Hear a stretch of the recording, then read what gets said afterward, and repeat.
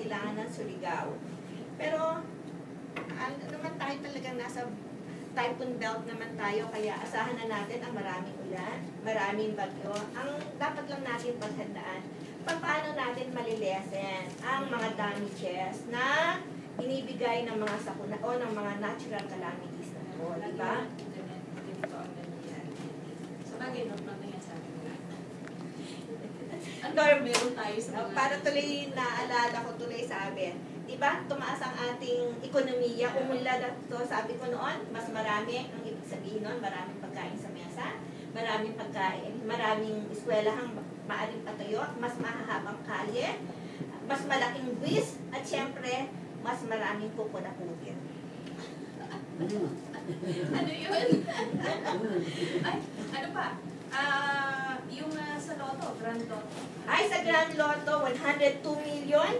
Makataya nga, pero sa akin na, ang buhay ay hindi dapat inilalagay dyan ang swerte sa Lotto. Yan ay nilalagay natin sa ating mga kamay. Tama po ba ako?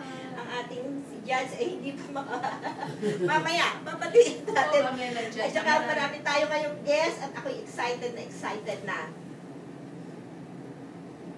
Okay, so sa showbiz naman, kasi Father's Day ngayon, ano, inaasahan ni Cesar Montano na makakapili niya kanyang pamilya.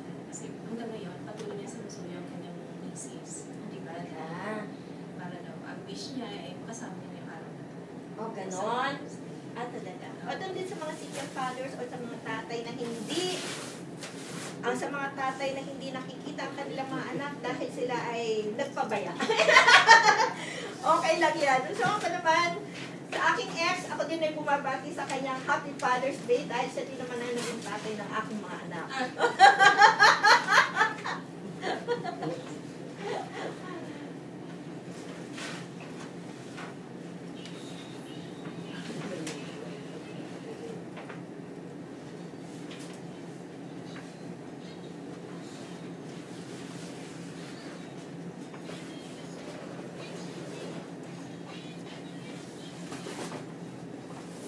Dahil 11 na po ng umaga sa ating mga kayuan na inaanyahan namin kayo makibahagi sa ating programa. Mag-text lang po kayo sa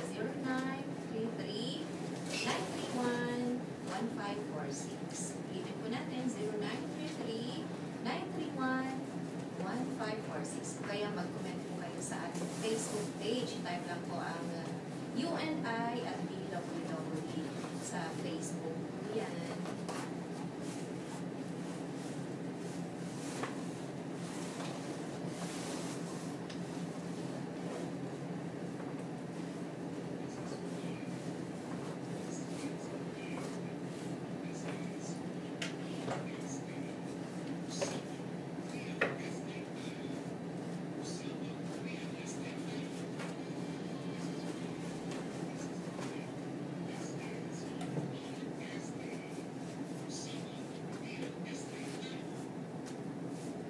Sa pang-realistic tayo, URST, go Candy.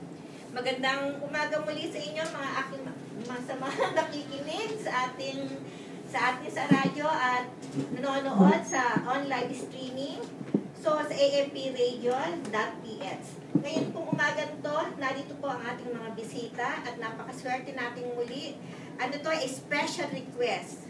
Talagang marami sa ating mga nanood at nakinig nung nakaraang linggo ang naghahanap sa ating isang bisita ngayon. Ito na nga po siya, ang kagalang-galang Bataan RTC Chads, Emmanuel Silva. Sorry po. Ating, ulit-ulit ako, one more try ha.